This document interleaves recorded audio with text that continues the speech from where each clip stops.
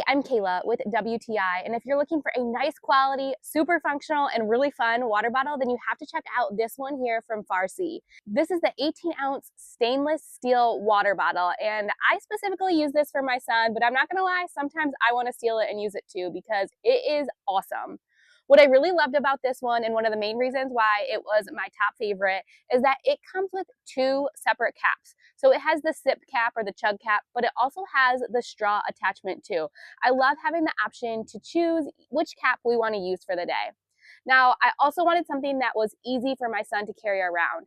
And with this one, both caps have really convenient handles, but it also has that corded strap, which makes it really comfortable and also fun to carry around too. This comes in so many fun and vibrant colors. Now, we have the red orange one, and it really is so bright and so fun. Orange is my son's new favorite color, so this was perfect for him. I really like the nice silicone orange bottom as well. It is removable, but I like to have it on because it really gives the water bottle a nice grip to it as well. The double insulated wall has been really great at keeping the drinks cold, especially in those summer months too. If you're looking for a great water bottle that's easy to carry, has fun colors, and keeps your drinks cold like you want it to, I would definitely check out this water bottle from Farsea.